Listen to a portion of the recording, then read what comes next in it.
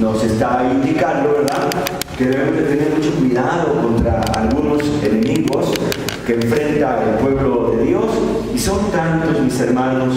No solamente son 10, hemos estado analizando 10 enemigos que enfrenta el verdadero creyente, la verdadera iglesia de Cristo aquí en este mundo, pero por supuesto que no son 10. El diablo tiene una gran creatividad, y cuando pues él mira que la iglesia comienza a aprender a detectar algún plan de destrucción, bueno, pues el diablo modifica, ¿verdad?, cambia constantemente su forma de atacar a los creyentes. Algo así como lo que hacen las naciones del mundo, que todos los días están renovando sus armamentos, y cada día salen armas nuevas, diferentes, para poder destruirse entre sí mismos. Bueno, pues el diablo no es ningún ser tonto. La Biblia dice que debemos de darle el lugar que Dios le da. Es decir, es un enemigo peligroso, y es un enemigo que Cristo venció en la cruz del Calvario, y Cristo lo venció también para nosotros, para que nosotros seamos vencedores. Pero este triunfo de la iglesia será completo hasta el momento en que el Señor nos levante para estar con Él. Aquí, mientras, tenemos que andar como con pies de plomo, con mucho cuidado, cada día sabiendo que el diablo anda en derredor nuestro. Ya no pensemos de los demás, no pensemos de otros hermanos, pensemos que anda en derredor de nosotros, buscando, ¿verdad?, en qué momento puede devorar nuestra vida espiritual. Pablo es muy claro cuando dice: no todas las cosas, cuando son puestas en evidencia por la luz, lo único que hace evidente las trampas del diablo es la palabra de Dios. De otra manera no podríamos descubrirlas, no podríamos detectarlas. Es la palabra del Señor la que tiene una poderosa luz que hace mirar las trampas del enemigo. Pablo sigue diciendo en el verso 15: mirad pues con diligencia, que andemos con mucho cuidado, con mucha prudencia, cómo andéis, es decir, cómo vivimos, no como necios, no como tanta gente que es necia y que no quiere buscar a Dios, sino como sabios, no sabios según el mundo, sino según la palabra del Señor, aprovechando bien el tiempo, porque los días son, ¿qué cosa?, malos. Y bueno, podríamos aquí decir, son muy malos, ¿verdad?, cada día. Y en el verso 17, Pablo se atreve a decir una palabra, no nos está ofendiendo, pero él nos está hablando de una manera muy clara. Por tanto, no seáis insensatos. Bueno, la verdad es que sí habemos muchos cristianos que somos muy insensatos y jugamos con el pecado como el niño juega con una víbora o con una araña venenosa o con el fuego.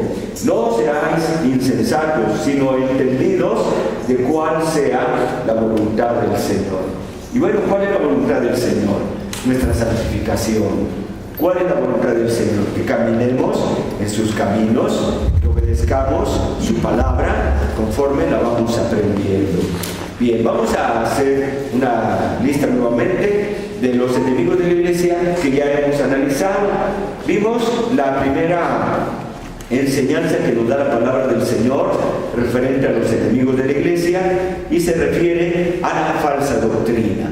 La falsa doctrina es un enemigo bien tremendo, ¿verdad? Por eso lo pusimos en primer lugar, porque estamos viendo en los últimos años una introducción de muchas falsas doctrinas que no van de acuerdo a la palabra del Señor, pero que sin embargo mucha iglesia y muchos pastores, yo creo que sinceros, pero a veces por falta de analizar las cosas, han permitido que entren a sus congregaciones enseñanzas falsas que no están avaladas por la palabra de Dios.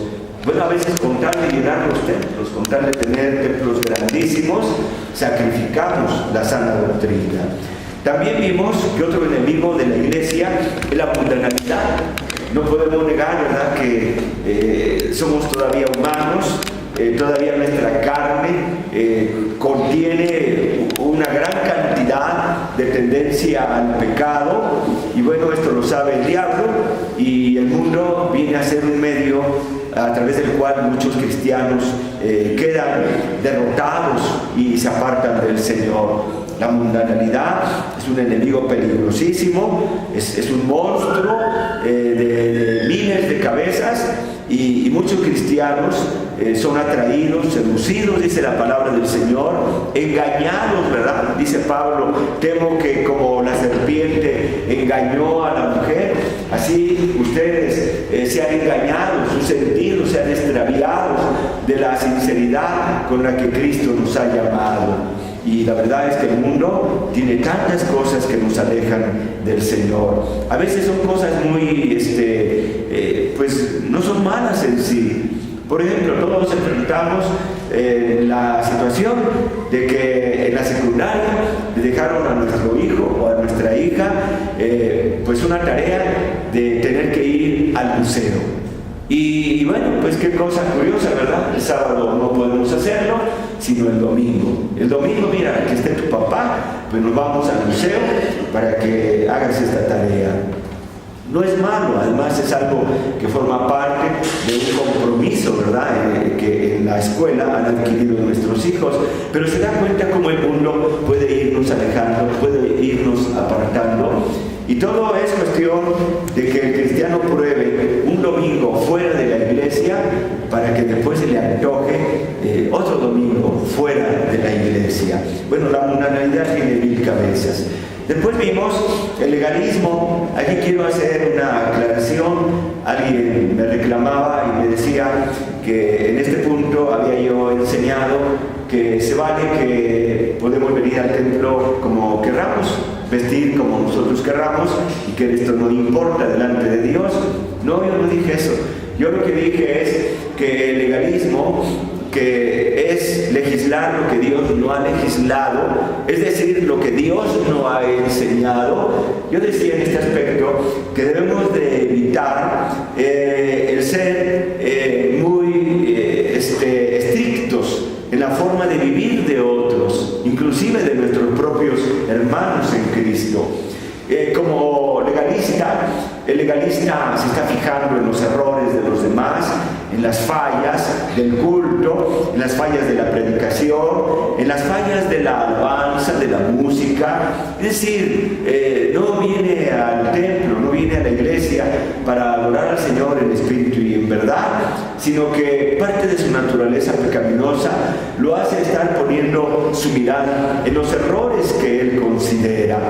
Y en una cierta forma, pues el legalista también se fija en la forma de vestir que venimos todos los hermanos, principalmente pues la mujer, ¿verdad? La mujer ha sido siempre muy atacada, siempre ha sido el blanco en la mirada de Satanás por su forma de vestir. Y bueno, yo no dije que la mujer puede venir vestida como quiera, o que esto dé a pie a que la mujer use el vestir que quiera. No, yo dije que solamente debemos de evitar no ser legalistas, no estar criticando, no estar juzgándonos unos a otros, menos los hombres estar juzgando a las mujeres, estar mirando cómo vienen vestidas y juzgarlas. No, en todo caso, orar y mantener nuestra vida en comunión con el Señor, estar buscando la santidad de todos, estar pidiendo al Señor que nos ayude a entender cuál sea su voluntad para nosotros. Pero queda claro que la enseñanza que la Biblia nos da es que la mujer vista decorosamente, que la mujer vista de una manera honrosa, de tal manera, ¿verdad?, que no se avergüence delante de su Señor. Pero ahí lo que yo quería hacer énfasis es evitar el legalismo, el estar juzgándonos y criticándonos unos a otros. Ya tenemos quien nos está juzgando, tenemos a dos que nos están juzgando delante de Dios. Uno que es el diablo y otro que es la ley. Dice el Señor Jesús a los judíos: ustedes tienen, ¿quién los juzga? La ley, Moisés, ¿verdad? Moisés, a través de la ley, estaba encima del pueblo y no lo dejaba ni siquiera respirar un solo momento, porque la ley tenía formalismos para todas las situaciones de la vida. Y bueno, pues hay muchas cosas que también nos juzgan. El mundo nos juzga también, a veces de una manera injusta, ¿verdad? Pero entre nosotros debemos de amarnos, debemos inclusive tolerarnos, va a ser una cosa que vamos a mirar en unos momentos, y debemos de ayudarnos a crecer espiritualmente unos a otros. Veíamos el formalismo, que es también un enemigo muy fuerte que enfrenta la iglesia. Y aquí veíamos que la palabra del Señor nos enseña a no mostrar una apariencia de piedad que no tenemos, sino ser sinceros con el Señor. Por eso, una de las cosas que debe de hacer el creyente cuando llega a la casa de Dios, pues es pedir perdón a Dios por sus pecados. Y esto no se nos debe de pasar en ningún culto, porque no creo que en una semana ninguno de nosotros haya pecado. Por lo menos 1 o 2 o 3 o 5 o todos de alguna manera, a lo mejor no pecados grandes, pero sí fallamos constantemente delante del Señor. Y esto lo dice la palabra de Dios. Romanos 3 dice que todos pecamos de una manera u otra, que no hay justo ni aún uno, ya sea con nuestra mirada, con nuestro pensamiento, ya sea con nuestras manos también, nuestros pies. El diablo usa nuestros sentidos, que deben estar rendidos al Espíritu Santo para pecar en contra de Dios. ¿Qué tenemos que hacer? Estar pidiendo perdón al Señor, renovar nuestras vidas constantemente. Aunque hay algunos hermanos hoy en día que enseñan que no debemos de estar constantemente pidiendo perdón, que basta con que la primera vez que vinimos a un encuentro con el Señor Jesucristo, pedimos perdón de nuestros pecados y Él nos perdonó absolutamente de todos los pecados que vayamos a cometer en toda nuestra vida. Esto es verdad, pero esto también es peligroso. El decir que ya no tenemos que pedir perdón, porque hace 20 años, cuando conocí a Cristo, le pedí perdón al Señor y el Señor me perdonó todos mis pecados, pues esto me deja en un grave peligro, ¿verdad? Me puede endurecer mi corazón y puede hacerme sentir que soy digno delante del Señor, aun cuando he cometido una falta delante de Él. No, tenemos que estar pidiendo perdón a Dios conforme pecamos, no dejar que el pecado se vaya acumulando en nuestro corazón y luego sea una bodega así grandota como la que encontró Nehemías cuando regresa a la ciudad y se da cuenta que el sacerdote le había dado una pequeña parte del templo que adaptó para un tisbita, para un pagano viviendo en el templo del Señor.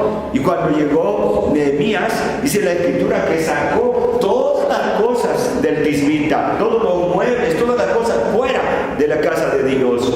Entonces tenemos nosotros que hacer lo mismo que hizo Nehemías, ir limpiando, ¿verdad?, nuestro corazón y no dejar que se llene o se acumule de pecados. Eso sería el formalismo, el aparentar lo que no somos realmente. Luego vimos el emocionalismo, lo vimos hace 8 días. Bueno, y aquí vimos que debemos de procurar evitar dejar llevarnos por las emociones, porque en los cultos actuales se maneja o se manipula mucho a los creyentes, ¿verdad? ¿Cuántos están gozosos? ¿Cuántos están contentos? Aunque hay muchos hermanos que vienen con problemas, que vienen con cargas, que vienen con luchas, que vienen tristes porque han pasado una situación de duelo, etc. Y ahí está uno de los predicadores arengando a la gente a que digan que están contentos, que están felices, que todo está bien. No, hay veces que las cosas no están bien y a veces venimos buscando descansar en el Señor, ser renovados en nuestras fuerzas, consolados si acaso estamos tristes. El emocionalismo ha sido usado para hacer sentir bien a la gente, ¿verdad? Se forman especies de espectáculos en las iglesias que mueven a la gente a reírse, a estar contenta, como las personas que van a la feria bien contenta, bien alegre, sus emociones se están desbordando.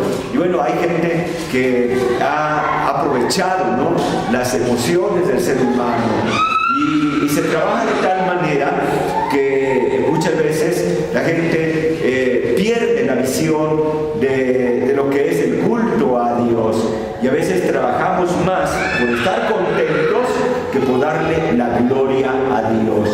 Se tiene la idea de que si usted sale contento de un culto, entonces fue una buena iglesia, fue una buena predicación, fue un buen culto. No, a lo mejor le movieron sus emociones, pero a lo mejor no le hablaron la verdadera palabra del Señor. Y eso es un peligro muy grande que estamos enfrentando en los últimos días.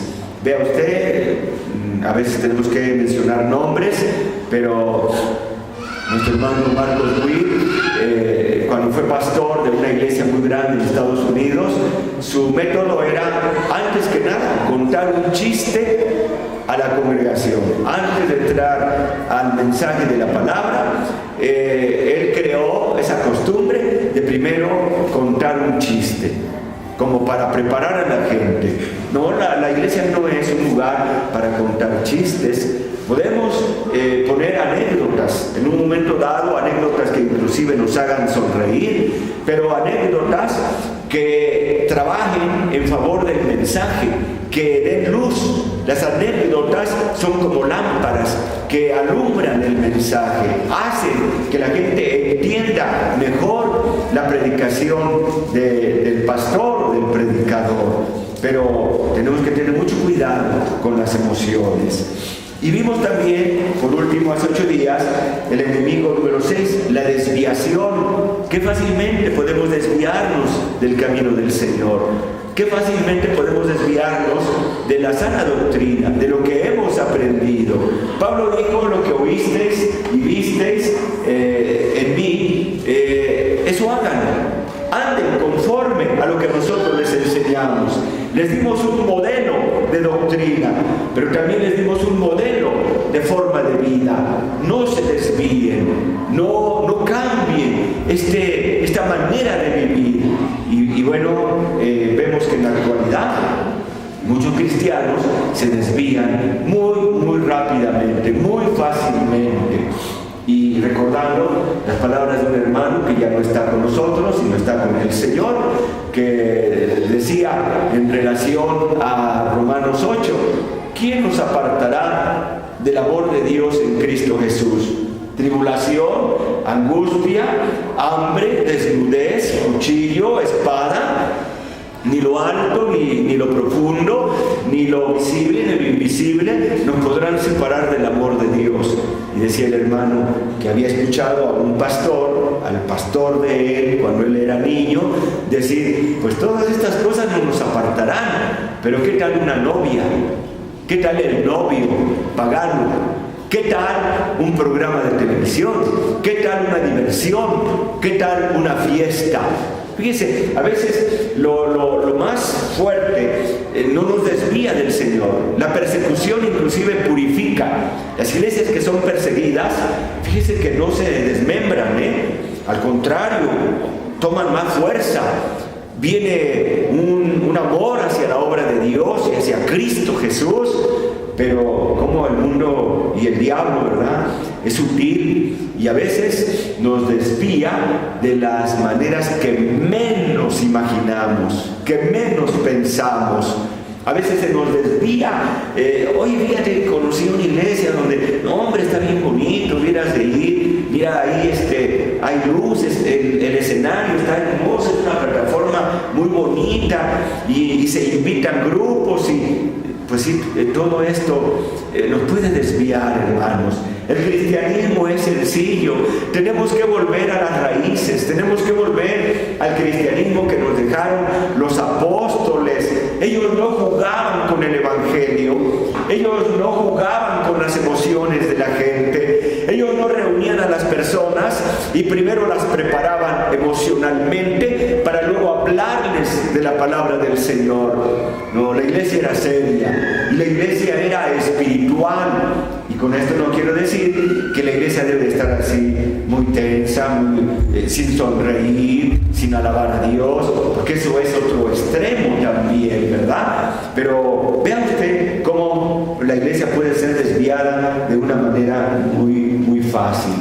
Bueno, pues hoy vamos a continuar con esta serie y hoy vamos a mirar a otro enemigo de la iglesia. ¿Saben cuál es otro enemigo terrible que tiene o que enfrenta la iglesia? La frialdad. La frialdad. Creo que hablamos un poquito, ya no recuerdo, hace 8 días, acerca de este enemigo del creyente, la frialdad. La frialdad espiritual, no estamos hablando del frío físico, sino que estamos hablando de cuando el cristiano pierde su fervor, pierde ese calor de adorar a Dios, de servirle al Señor, de ir a la iglesia, de poner por primer lugar las cosas que son del Señor. Nos comenzamos a enfriar poco a poco, poco a poquito. Aún las cosas más calientes que se alejan del fuego terminan por enfriarse, ¿verdad? Usted pone a calentar una agua para un café y de momento se le olvida. Y cuando se da cuenta ya está hirviendo el agua. Pero bueno, eso no es problema. Simplemente apaga usted su estufa o aleja usted su mole donde estaba calentando su agua y mire, en 5 minutos ya bajó el calor, lo caliente. Y si pasa un poquito más de tiempo, queda igual de frío como al principio, ¿verdad? Entonces, algo que está caliente y que requerimos que siga caliente, debemos estarlo cuidando constantemente, ¿verdad? Constantemente. Así es la fe. A la fe hay que cuidarla. Tenemos que darle el valor que tiene, no el valor que nosotros le damos, sino el valor que Dios le da en su palabra. Sin fe, dice la Escritura, es imposible agradar a Dios. Usted puede tener muchas virtudes, pero si no tiene fe, la Escritura dice que sin fe es imposible agradar a Dios. Y la fe que no se cuida es una fe que se va enfriando. Al principio de nuestro camino, de nuestro caminar con el Señor, teníamos mucha fe. No, hombre, ¿qué no podíamos hacer? Yo recuerdo hace muchos años, estaba yo tan contento, tan lleno de Dios, estaba yo muy entusiasmado que dije, estoy tan contento y siento tanto la presencia del Señor que si en este momento me traen un paralítico, yo creo que sí lo levanto. Pero si no se cuida esa fe, entonces no vamos a levantar a nadie, porque nuestro corazón es muy sensible. Sobre todas las cosas, dice la Escritura, guarda tu corazón. Sobre todo lo que tú tienes, cuida tu corazón, pero cuídalo mucho. Y el problema es que no sabemos cómo cuidarlo. En el lenguaje espiritual a veces no entendemos ya en la práctica cómo debemos de cuidar nuestro corazón para el Señor. Bueno, pues eso representa un peligro para los cristianos. En Apocalipsis capítulo 2 leemos sobre una iglesia cuya luz estaba por ser apagada poco a poco. ¿Cuál era el problema? ¿Qué estaban haciendo mal los creyentes? Estaban trabajando, estaban muy ocupados en la labor, en la mies del Señor, pero tenían un problema, que estaban perdiendo, ¿qué cosa? Los muebles del templo. Habían perdido los micrófonos, estaban perdiendo, ¿qué cosa? Su primer amor, el primer amor. Fíjense, esto quiere decir que sí se puede perder, ¿verdad? Hay personas que dicen, no, yo nunca voy a dejar al Señor. Bueno, pues cuide bien de cumplir esa palabra, no se le olvide que le prometió al Señor, no se le olvide que cuando se bautizó prometió ser fiel a Cristo, prometió ser fiel a la congregación, a la iglesia del Señor, porque si no, sí se va usted a alejar. Aquí tenemos una iglesia muy fervorosa en la que la palabra de Dios no escatima elogios. Vea cómo el Señor Jesús lo primero que hace pues es elogiar a la iglesia. Escribe al pastor de la iglesia en Éfeso: el que tiene las 7 estrellas en su diestra, el que anda en medio de los 7 candeleros de oro, dice esto: yo conozco tus obras y tu arduo trabajo y paciencia. Vea que había algunos cristianos en Éfeso, hermanos que trabajaban arduamente, que eran pacientes y que no pueden soportar a los malos. Es decir, que distingues a los que son mundanos y que son hijos del diablo, y eso te duele. Y has probado a los que se dicen ser apóstoles y no lo son. La iglesia de Éfeso tenía conocimiento de la palabra, tenía, pues una sana doctrina, porque allí estuvo predicando Pablo, allí estuvo predicando también Apolos, allí estuvo predicando también Timoteo. Timoteo llegó a ser el primer obispo en la iglesia de Éfeso. Tuvo buenos maestros, muy buenos predicadores, así que sabía distinguir entre lo que era un verdadero y un falso apóstol. Has probado a los que se dicen, ellos dicen ser apóstoles y no lo son, y los has hallado mentirosos. Y has sufrido. Vean, la iglesia era una iglesia sufrida. La iglesia padecía persecución, carencias, pero era aguantadora. Las inclemencias del tiempo. No había templos como ahora, que nos protegen bien del frío o del excesivo calor o de las lluvias. Ellos no tenían estas facilidades y todo lo habían sufrido por Cristo. Y has tenido paciencia y has trabajado arduamente por amor de mi nombre y no has desmayado. Pero ahora el verso 4 nos revela algo sorprendente. Dice el verso 4: pero tengo contra ti que has dejado, ¿qué cosa? Tu primer amor. ¿Verdad?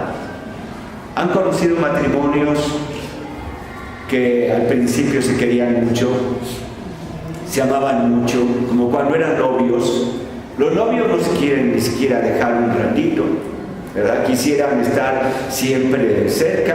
Se les va el tiempo volando, salen a platicar afuera de la casa de la novia y cuando se dan cuenta ya son las 10 de la noche.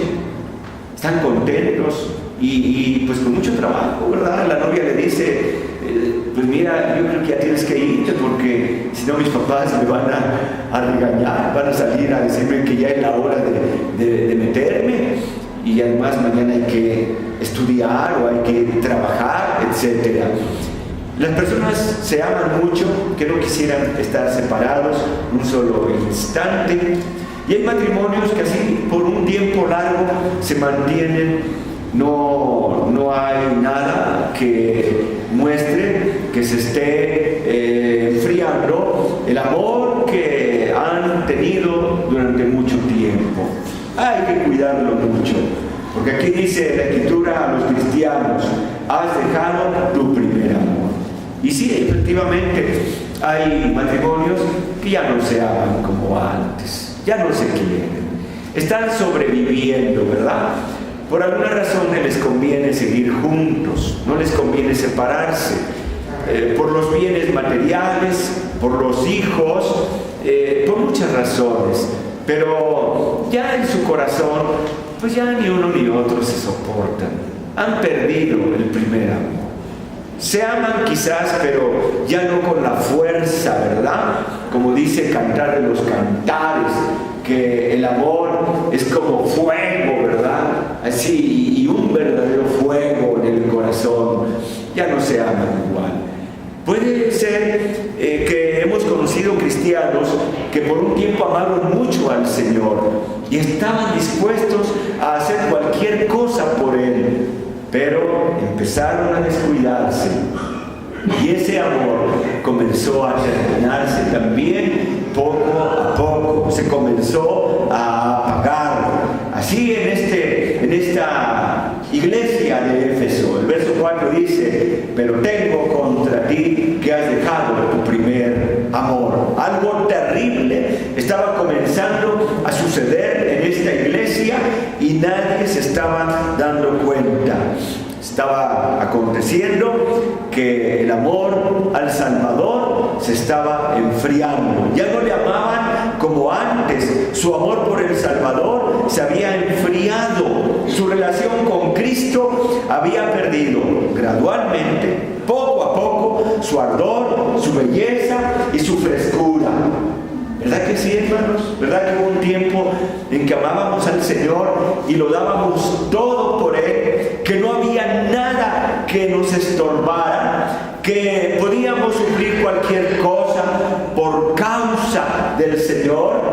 Jesús dijo que debíamos de amarle a Él más que a ninguna cosa, más que a padre, más que a madre, más que a los hijos, más que a nadie, más que a las cosas materiales.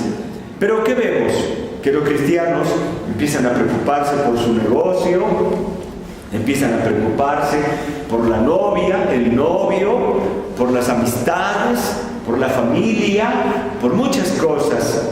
Y entonces cuando se trata de decidir o de elegir entre Dios y todas esas cosas, ellos prefieren dejar al Señor.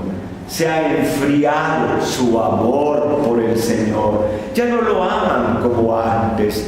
Al principio le decían al pastor, ¿está en algo en que podamos servir? ¿En algo que podamos ayudar? Cualquier cosa. Y qué bonito, ¿no? Porque sí hay muchas cosas que se necesitan hacer en una iglesia. Pero ese sacrificio se va apagando poco a poco. El hermano que a mí me habló del Evangelio, al principio era un hermano muy fogoso, él hablaba así, ¿verdad?, de que tenemos que darle al Señor la prioridad. Y bueno, cuando él se compró su carro, un carro usado, en ese tiempo fue que Dios nos llamó a mi esposa y a mí para venir a esta colonia a comenzar a evangelizar. Y entonces pues yo quería hacer unas bancas porque la gente se sentaba en piedras o en tablas sueltas, viejas. Y bueno, pues mi interés era buscar un poco de comodidad. Así que compré unas tablas por allá, por Vallejo. En ese tiempo vivíamos por ese rumbo. Y dije, ¿cómo las llevo, estas tablas? ¿Cómo transportarlas? Pues yo no tenía tampoco dinero para comprar tablas, para pagar mudanza, y bueno, casi me las quería traer cargando, ¿no? Pero me acordé del hermano, que compró su carrito el hermano. Hermano, ¿me podría hacer un favor bien grande, hermano? ¿Qué cree que estamos abriendo una misión allá por Jalostó? Y ahí es donde ya el hermano mostró que una cosa es hablar y otra cosa es hacer.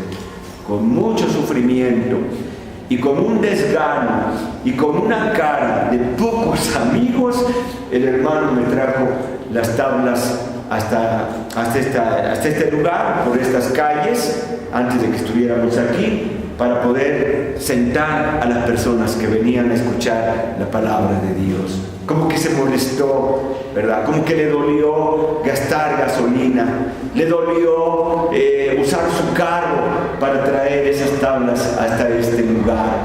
Así hay hermanos que ahora les duele, ¿verdad?, hacer algo por el Señor. Ya no es lo mismo que antes, ya no se sacrifican igual que hace algunos años. Ahora su servicio es muy medido. Ahora es, si puedo, si puedo. No sé, es que como estoy muy cansado, no sé si pueda regresar al segundo culto. Es que tengo otras cosas que hacer. Son indicios, no de compromisos, que no se puedan cumplir si uno viene a la casa del Señor. Porque el mundo lo hace. El mundo hace muchas cosas. Dice Jesús, es necesario hacer esto sin dejar de hacer lo otro. Cuando se ama una cosa, uno halla la forma de cómo hacerlo sin dejar nuestras responsabilidades. Y el mundo nos lo enseña. Hay gente que tiene muchos compromisos. Un presidente tiene muchos compromisos. Un gobernador tiene muchos compromisos. Un presidente municipal tiene muchos compromisos, pero aún si uno de ellos se convierte al Señor Jesús, tiene que darle prioridad a las cosas de Dios. Y si no, es mejor que deje lo material, es mejor que deje su trabajo y no que pierda su alma, porque ¿de qué aprovechará al hombre si gana todo el mundo y pierde su alma? Muchos de los siervos de Dios dejaron cargos importantes por amor a Cristo. Pablo lo hizo, Moisés lo hizo. Dice Hebreos 11 que Moisés prefirió estar con el pueblo de Dios sufriendo que permanecer en Egipto con todas las comodidades y con todos los deleites que había cerca de Faraón. ¿Por qué no hacerlo nosotros también? Pero cuando el corazón es frío con Dios, hermano, cualquier pretexto, cualquier cosa, mire, basta con que esté lloviznando tantito para que el frío diga, no, pues vaya, es que va a llover, de aquí a que llego a la iglesia en 5 minutos se va a soltar la tormenta y me voy a mojar. Es el creyente frío, es el creyente que ya no ama a Dios como antes, aunque él diga que lo ama, aunque él dice que lo ama. Él tal vez está convencido que ama al Señor, pero Dios también está convencido que esa persona ha perdido su primer amor y que ya no lo ama como antes. Engañoso es el corazón más que todas las cosas. Y hay corazones que engañan a los creyentes, diciéndoles, sí, amamos a Dios, tú y yo amamos a Dios, pero el corazón te está mintiendo. El corazón es engañoso. No hay cómo mirarnos a la palabra de Dios. Es el espejo que nos va a mostrar verdaderamente la condición de nuestra alma. Y mire, hermano, la iglesia estaba perdiendo su primer amor. Esto es un desastre. Esto es algo que debería de asustarnos, pero a muchos no les asusta. Hay cristianos que están dejando el camino del Señor poco a poco. Son cristianos, ¿cómo dicen en el mundo? Pues hay que llevarla más o menos. Ahí la llevo más o menos. Estas frases no caben en el cristianismo, no caben en nuestra relación con Dios. Dios lo pide todo por todo, porque Él dio todo y por eso pide de nosotros todo. No pide solamente una parte. Hay muchos cristianos que le condicionan a Dios. Voy el domingo, pero no voy entre semana. O voy un día entre semana, pero no voy el domingo. Voy en la mañana, pero no voy en la tarde. O voy en la tarde, pero no voy en la mañana. Esos son los fríos. Son cristianos muy confiados. Ellos creen que están bien. Ellos sienten que están bien. Pero la palabra de Dios dice, tengo contra ti que has dejado tu primer amor. Recuerda, por tanto, de dónde has caído. Recuerda que tu vida actual no es igual como al principio. Cuando estabas dispuesto a dar tu vida por Cristo, si era necesario. ¿Qué pasó ahora? ¿Por qué ahora ya no estás dispuesto a sufrirlo todo por el Señor? Porque has perdido tu primer amor. Así de fácil, ¿verdad? El novio que se va enfriando con su amor hacia su novia, pues dice, ¿qué crees que mañana ya no voy a poder venir a verte? Y yo creo que ya no voy a poder entre semana venir. Pues él dice que por la escuela, que por el trabajo, pero no, lo que puede pasar es que ya se está perdiendo el amor. Ya no la ama como al principio. Y lo mismo sucede en las cosas del Señor. Cuando una persona es salva, entra en una relación de amor con Jesucristo. Dice la Biblia, nosotros le amamos a Él porque Él nos amó primero. Y si Él nos ama con la misma fuerza y con el mismo poder con que nos salvó, nuestro deber es seguir amándole de la misma manera como comenzamos a amarle hace muchos años. Una vez que somos salvos, tenemos que mantener ardiendo con brillo y calor nuestro gran amor por el Salvador. No debemos dejar que baje en ningún momento. Es como una caldera a la que se está controlando con perillas, con relojes, para que mantenga una cierta temperatura, que ni baje ni suba más, ¿verdad? Así nosotros también tenemos los relojes o las perillas necesarias para mantener la temperatura adecuada en nuestro corazón, que no baje y que no suba, para que no nos volvamos ni fríos ni tampoco exagerados y vayamos a caer en el fanatismo, pero sí gradualmente en el calor que el Señor quiere que estemos, que Él nos vea, que Él mire nuestro corazón, que Él vea nuestro ardiente amor por Él, que Él vea que le amamos verdaderamente sobre todas las cosas.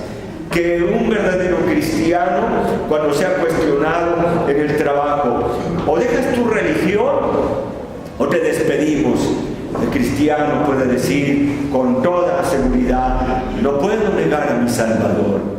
Patrón, si usted quiere despedirme, puede hacerlo, pero no puedo negar a mi Salvador. La muchacha que le dice al joven cristiano, la muchacha inconversa: oye, o dejas tu iglesia o qué, o mira, hasta aquí cortamos. El verdadero cristiano, el joven cristiano, diga: mira, no voy a dejar a mi Salvador. Si tú quieres que cortemos hasta aquí, que hasta aquí llegue nuestra relación, pues hasta aquí llega, pero no puedo dejar a mi Salvador. Eso es tener la temperatura adecuada.